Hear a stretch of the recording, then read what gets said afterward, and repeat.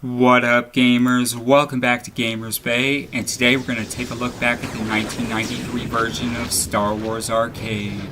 So this was developed and published by Sega back in 1993, and this was not the first Star Wars Arcade game ever. In fact, the very first version was developed and published by Atari a decade earlier in 1983, and that was a vector graphics based arcade game.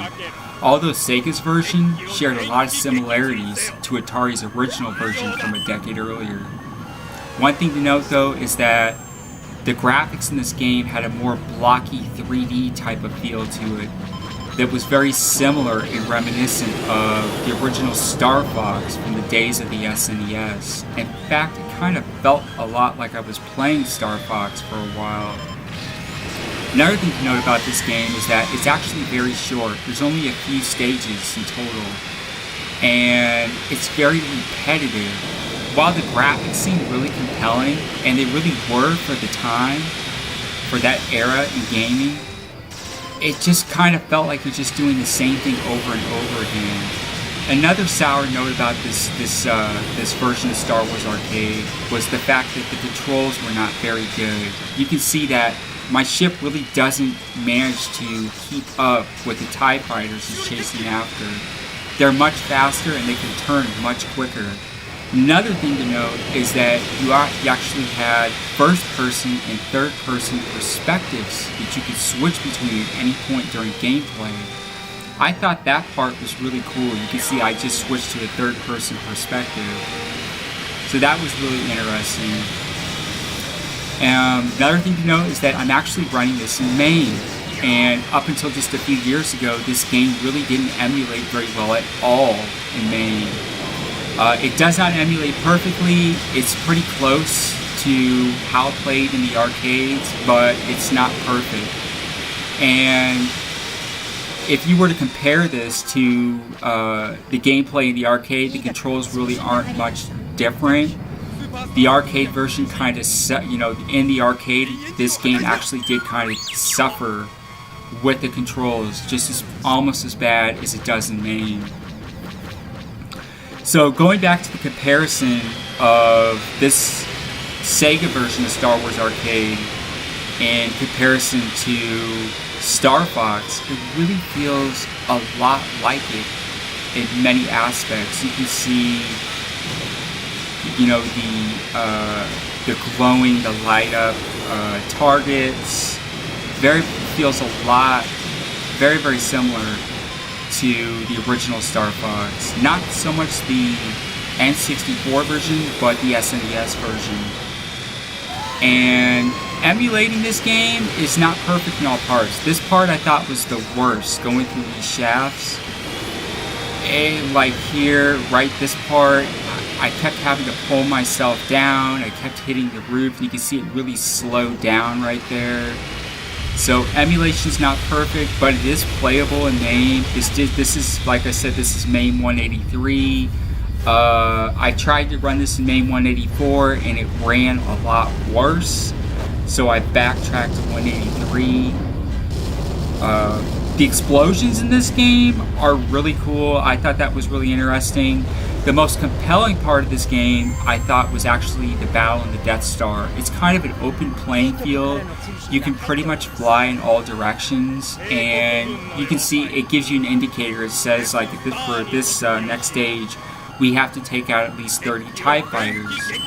And our initial clock is 200 seconds, and it starts to count down. So here we go.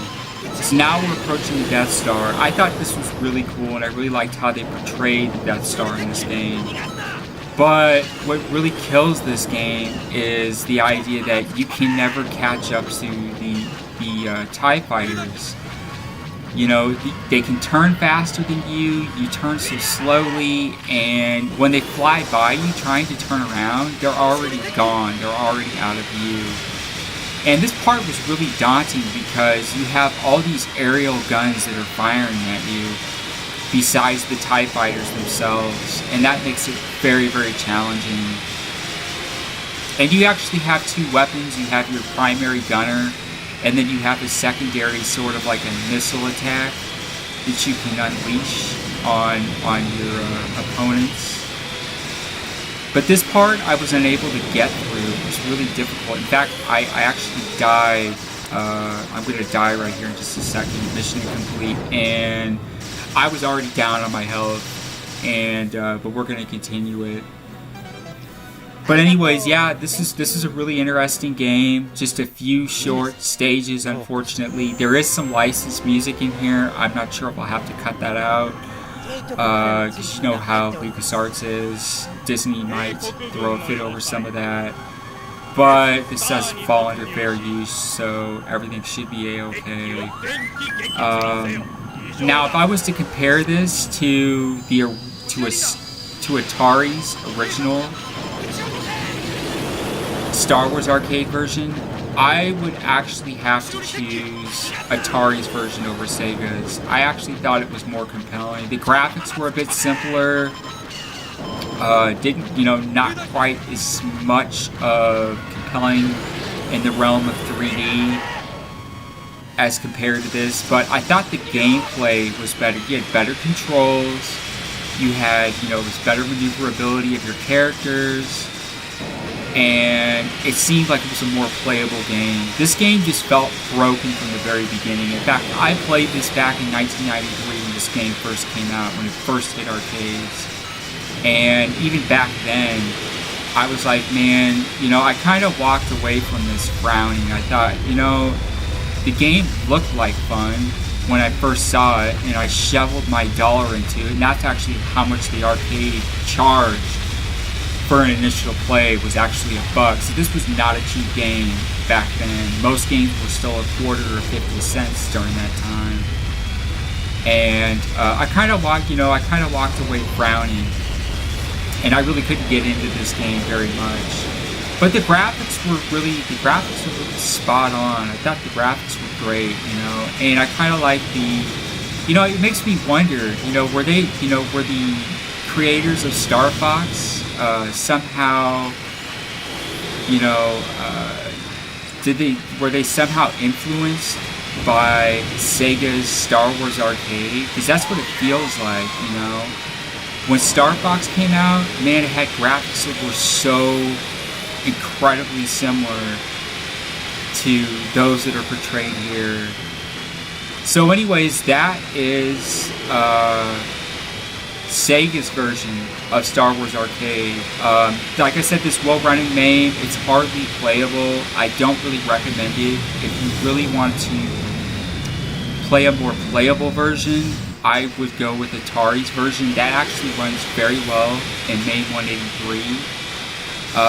Empire Strikes Back, that was another vector graphics based game. By the way, we did reviews of both those versions, both the Empire Strikes Back, and that was also developed and published by Atari. And those games run very well in main.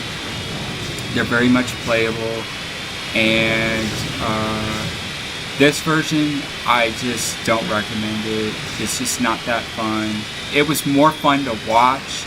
Like now that I'm doing the commentary, because I pre-recorded this already, it's fun to watch the video. I like the graphics, and I like being able to go back and watch this. But at the same time, I don't know, I would feel very compelled to play this again.